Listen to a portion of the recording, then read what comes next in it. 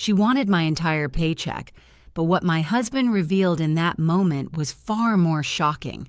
A $50,000 secret that had poisoned our marriage from the start. The key turning in my office door wasn't a click. It was a declaration of war. I didn't even have to look up from my laptop to know who it was. My husband, Mark, always knocked. His mother, Brenda, acted like every door in the house, including the one to the small room we rented from her, was her personal property. The door didn't just open, it banged against the wall, and the scent of stale cigarette smoke and cheap lavender air freshener rolled in like a toxic fog. I flinched, my fingers freezing over the keyboard. I was in the middle of finalizing a quarterly report for my new position, a promotion I had worked my tail off for, and the sudden intrusion shattered my concentration. "We need to talk," Brenda announced. Her voice was gravelly, a tone she reserved for delivering ultimatums, usually about things like leaving a single dish in the sink or using what she deemed too much, hot water. I took a slow, deliberate breath and turned my chair, forcing a tight, polite smile. "Hi, Brenda. I'm a little busy right now. Can it wait?" She ignored my question completely, her eyes, small and sharp, scanning the room before landing on me. They weren't just looking at me. They were assessing me, like a butcher eyeing a cut of meat. "I heard about your big promotion," she said, her lips curling into something that was supposed to be a smile, but looked more like a snarl. "Mark was telling me. All that extra money coming in. Must be nice." My stomach tightened. Mark and I had agreed to keep the exact salary details to ourselves, precisely to avoid this kind of conversation. We were living here to save up a down payment for our own place, a temporary solution that was stretching into its second year. We paid her generous rent, bought all our own groceries, and tried to be as invisible as possible. It was never enough. "We're very happy, yes," I said carefully. "It's going to make saving for a house so much faster." Brenda let out a short, barking laugh. "A house? Oh, that's cute. No, things are going to change around here." She took a step into the room, crossing her arms over her chest. The floral print of her house dress seemed to ripple with her indignation. "This is my house. You live under my roof. You use my electricity. You breathe my air." "We pay rent, Brenda," I reminded her, my voice firmer than I intended. "And we contribute to the utilities." She waved a dismissive hand as if I'd just offered her pocket lint.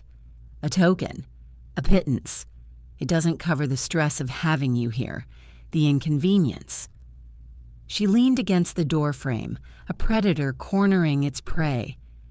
"So, here's the new arrangement. That paycheck of yours, from that fancy new job, it comes to me now." The words hung in the air, so absurd I almost laughed. "I'm sorry, what?" "You heard me," she snapped, her eyes narrowing to slits. "You will sign your paycheck over to me. I will manage the household finances. I will give you and Mark a small allowance for your personal things, like gas for your car. The rest will go toward the running of my home. It's the only fair way." My jaw dropped. I was speechless. The audacity, the sheer mind-bending entitlement of it was breathtaking. I felt a hot surge of anger rise up from my chest. "Absolutely not," I said, my voice shaking slightly. That is insane. That's my money. I earned it." Brenda's fake smile vanished completely, replaced by a mask of cold fury. "It's your money, is it? Well, this is my house, and in my house, I make the rules." She pushed herself off the door frame and took another step closer, her voice dropping to a low, menacing growl. "So you have a choice. You can either give me your pay, or you can pack your bags and be out by morning. Both of you." My blood ran cold. Out by morning? We had nowhere to go. Our savings were good, but they weren't find an apartment and pay a security deposit in 12 hours good. She knew that. She had us trapped, and the triumphant, cruel glint in her eyes told me she was enjoying every second of it. Just then, the sound of footsteps came down the hall.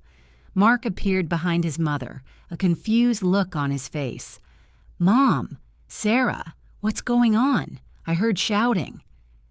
Brenda didn't even turn to look at him. Her gaze remained locked on me, a venomous, unwavering stare.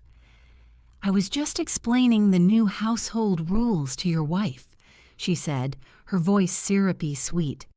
She then turned her head slowly, pinning her son with a look of absolute authority. "Mark, tell your wife how it's going to be.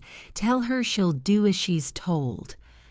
I looked at my husband, my heart hammering against my ribs.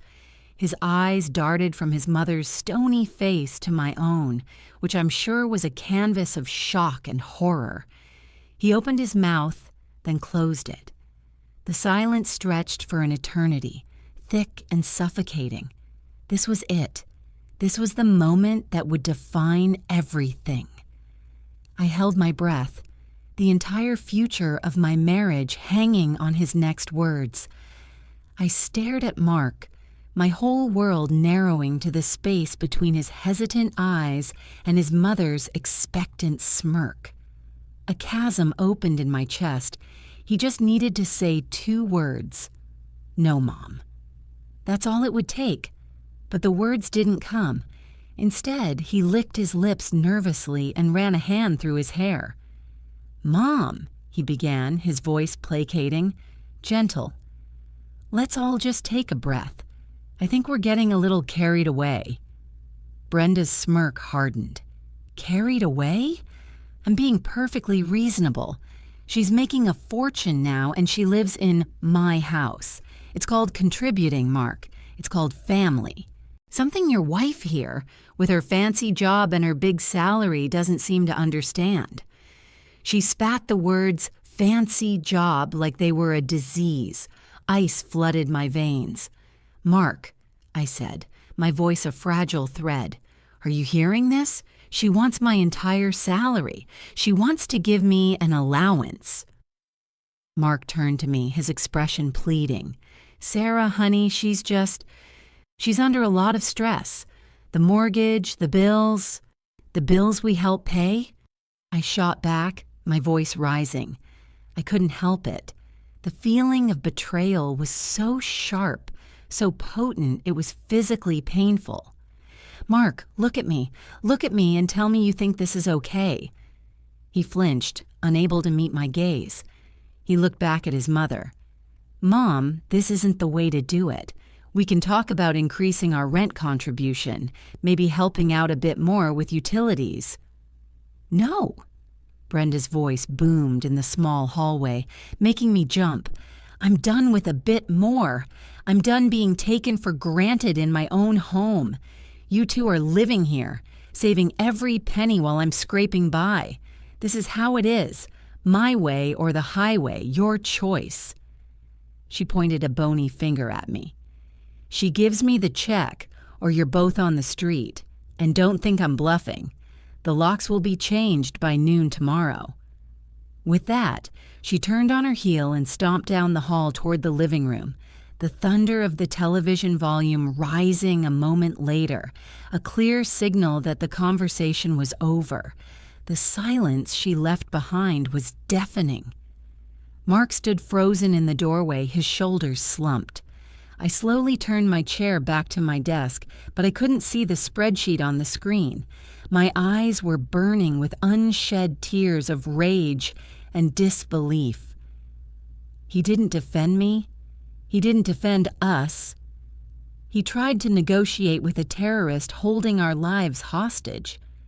"Sarah," he said softly, stepping into the room and closing the door behind him, "I'm sorry.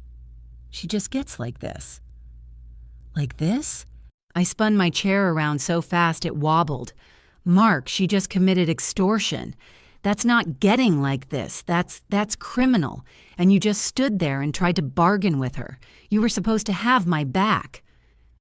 "What was I supposed to do?" he cried, his voice cracking. "Throw us out on the street? You know what she's like. If I fight her, she'll follow through. We have nowhere to go." "Anywhere is better than here," I yelled, finally letting the tears fall.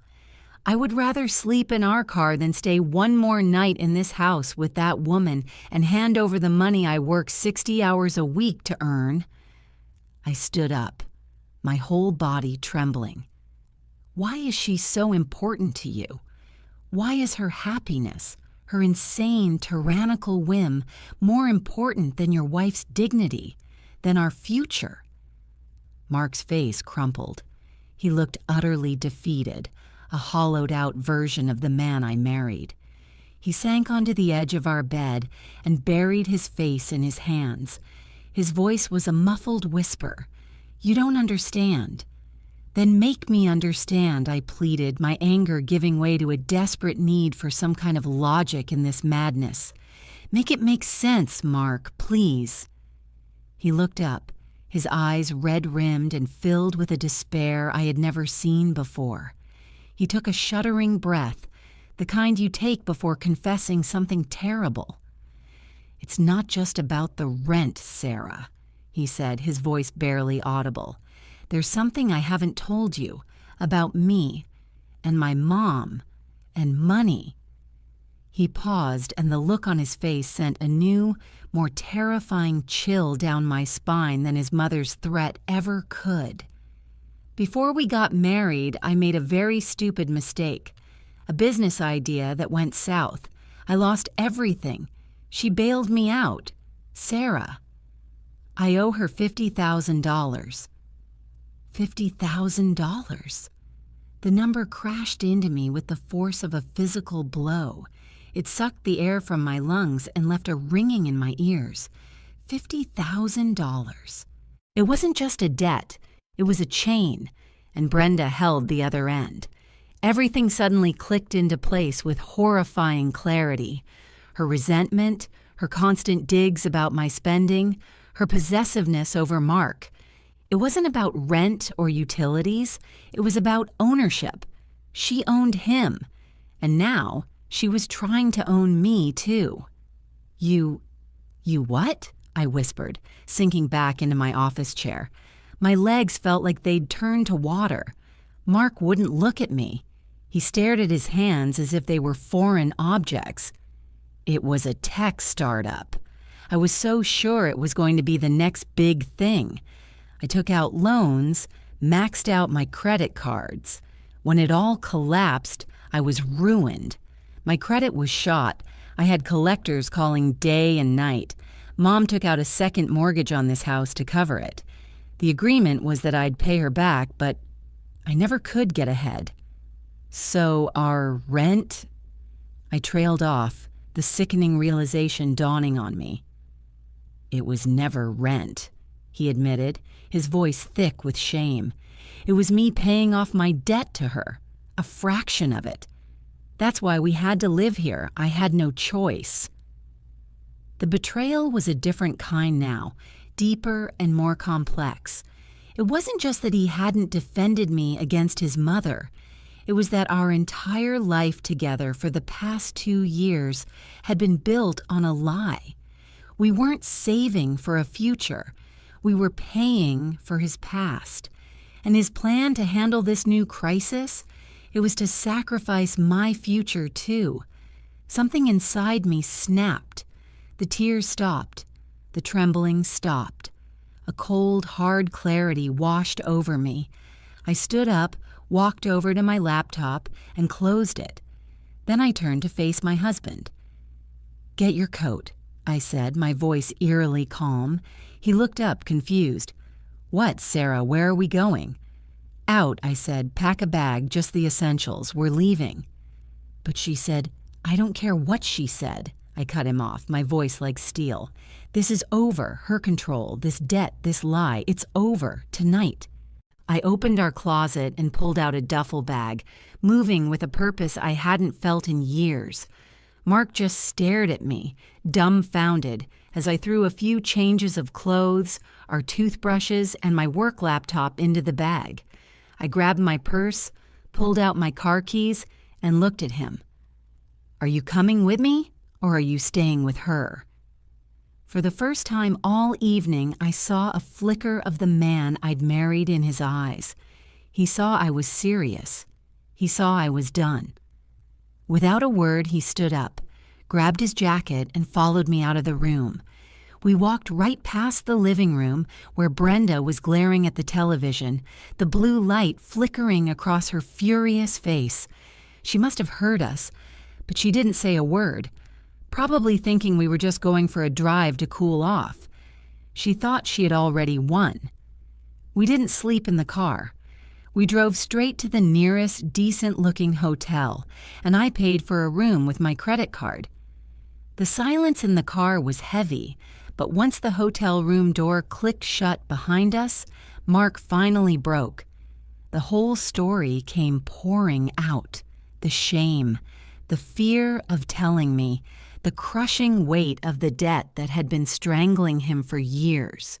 I listened. I didn't yell. I didn't cry. I just listened. When he was finished, I took a deep breath. "Okay," I said, "here's what's going to happen." The next morning, I called my new boss. I explained I had a sudden family emergency and needed to work remotely for a few days. Then I called our bank. I explained the situation to a loan officer, faxed over my new employment contract with my salary details, and applied for a personal loan. With my stellar credit and my new substantial income, the loan was pre-approved within hours. The amount? $50,000. 3 days later, we walked back into that house for the last time. Brenda was waiting in the living room, a smug, triumphant look on her face. "Well, look what the cat dragged in," she sneered. "I assume you've come to your senses. Your first paycheck should be direct deposited soon. I'll need your account details." I didn't say a word. I simply placed an envelope on the coffee table in front of her. She eyed it suspiciously before tearing it open. Inside was a cashier's check for $50,000. Her jaw dropped. Her face cycled through confusion, shock, and then pure, unadulterated rage when she realized what it meant. "This is it," I said calmly. "This is every dime Mark ever owed you. His debt is paid, and so is our rent. We're moving our things out now. We will be gone within the hour." Mark stood beside me, his spine straight for the first time in 2 years. "We're done, Mom," he said, his voice clear and firm. "It's over." Brenda stared at the check, then at us, her face turning a mottled shade of red. She opened her mouth, probably to scream or threaten, but no sound came out. She had lost her power, her control, her leverage. It was all gone, paid for in full and sitting on her coffee table. She had traded her son for $50,000. As we walked past her to pack the last of our things, the only sound was the faint crinkling of the check in her trembling hand. Driving away from that house, I looked at Mark, and he looked at me. The road ahead was uncertain. We had a new, massive debt in our name and no place to live. But for the first time since we'd moved in with his mother, we were free, and we were finally building a future that was truly our own.